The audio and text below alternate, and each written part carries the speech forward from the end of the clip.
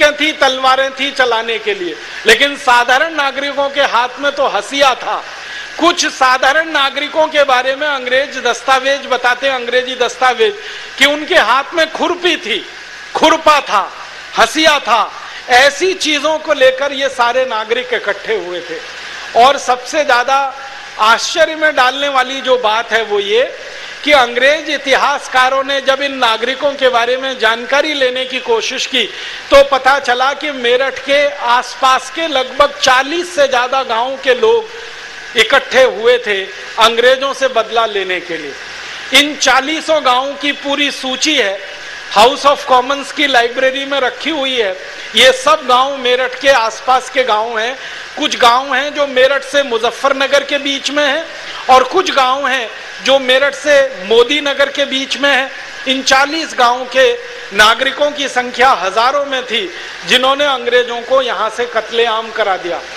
उसके बाद रात हो गई, एक भी अंग्रेज जिंदा नहीं बचा, तो भारतीय सैनिकों ने तय कर लिया कि अब क्या करना है।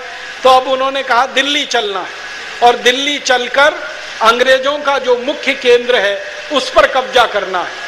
तो लगभग 2000 भारतीय सैनिक, उनके साथ कुछ भारतीय नागरिक जो सामान्य नागरिक थे, गांव से इकट्ठे होकर आए थे, इन लोगों ने घोड़ों की और कुछ खच्चरों की व्यवस्था की और उन पर बैठकर ये सारे सैनिक रातों रात दिल्ली के लिए निकल गए। सवेरा होते होते ये दिल्ली पहुंच गए। 11 मई को 1857 के साल में दिल्ली में 2000 मेरठ के सैनिक जो भारतीय सैनिक थे और 1500 से ज्यादा लोग जो गांव के सामान्य नागरिक थे, इन्होंने दिल्ली में प्रवेश किया। दिल्ली में उस समय बहादुर शाह जफर की सेना के कई सैनिक थे जो अंग्रेजों से लड़ाई लड़ने की कसमसाहट तो रखते थे, लेकिन उनका जो बादशाह था, राजा बहादुर शाह जफर, वो लड़ने को तैयार नहीं था। बहादुर शाह जफर कभी भी अंग्रेजों से लड़ने को तैयार नहीं हुआ। हमेशा उसके मन में ये दुविधा रही कि मैं अंग्रेजों से लड़ूं या अंग्रेजों से मित्रता करूं, अंग्रेजों से लड़ने में फायदा है या मित्रता करने में फायदा है।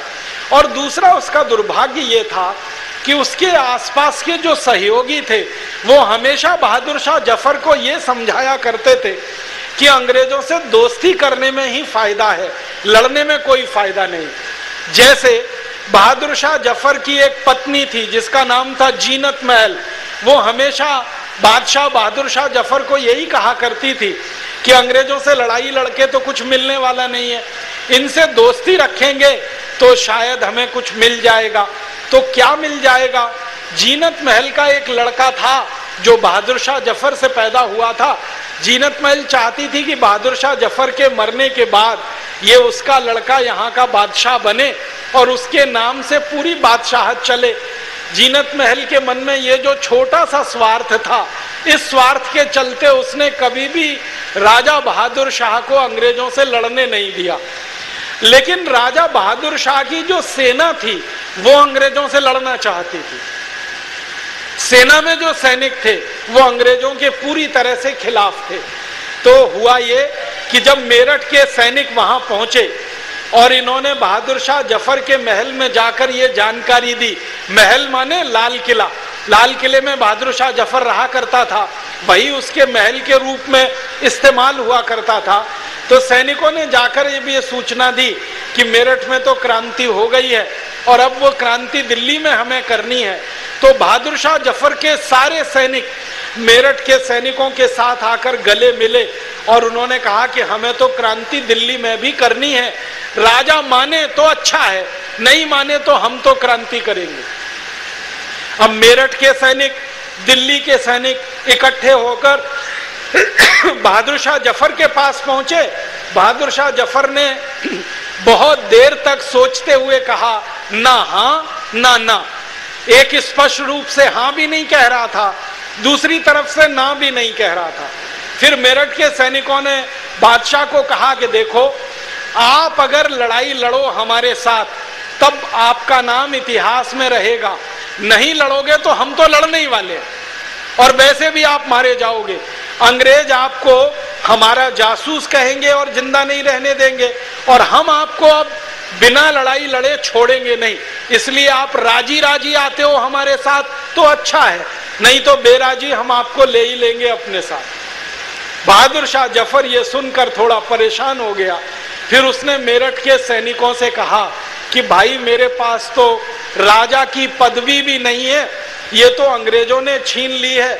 मैं तो नाम का राजा हूं, ना मेरा कोई कानून यहाँ चलता है, ना मेरा कोई हुक्म मानता है, ना मेरे पास पैसे हैं, ना मेरे पास कोई धन दौलत है। मैं तो गरीबी में जीवन बिता रहा हूं, मैं तो आपको तनख्वाह भी नहीं दे सकता, पगार नहीं दे सकता। तो मेरठ के सैनिकों ने कहा कि हम तनख्वाह और नौकरी के लिए लड़ाई नहीं लड़ रहे, हम देश की आजादी के लिए लड़ाई लड़ रहे हैं, अंग्रेजों से आजाद कराना है देश को, इसके लिए लड़ रहे हैं। और हम आपसे वेतन मांगने नहीं आए, वेतन के लिए हमें जो जरूरत पड़ेगी वो हम उसका इंतजाम कर लेंगे, आप तो बस घोषणा करो कि हमें अंग्रेजों के खिलाफ युद्ध शुरू करना है।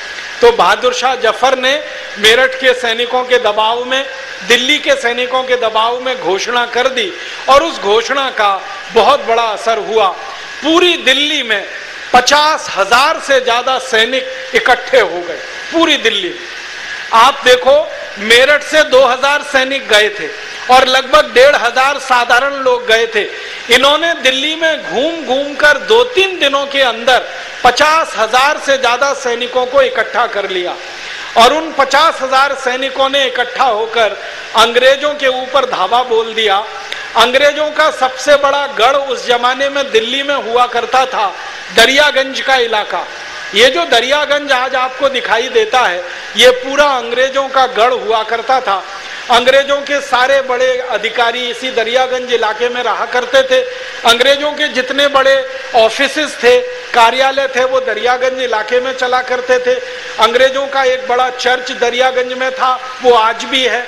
एक हॉस्पिटल हुआ करता था, वो आज भी है। और अंग्रेजों की सरकार जो मुद्रा बनाती थी, सिक्का छापती थी, उसका छापा खाना भी दरियागंज में ही हुआ करता था। और अंग्रेजों का एक बहुत बड़ा अखबार निकलता था उस जमाने में, उसकी प्रिंटिंग प्रेस भी दरियागंज में। माने ये दरियागंज सबसे महत्वपूर्ण इलाका था अंग्रेजों का। तो इन मेरठ के सैनिकों ने और दिल्ली के सैनिकों ने मिलकर दरियागंज पर ही धावा बोला। और आपको ये जानकर बड़ी हैरानी होगी कि एक दिन पूरा और आधा दिन अगले दिन, माने 1.5 दिन के अंदर मेरठ के सैनिकों ने और दिल्ली के सैनिकों ने मिलकर 11,000 से ज्यादा अंग्रेजों को खत्म कर दिया दिल्ली में। 1.5 दिन के अंदर 11,000 अंग्रेज सैनिक मारे गए।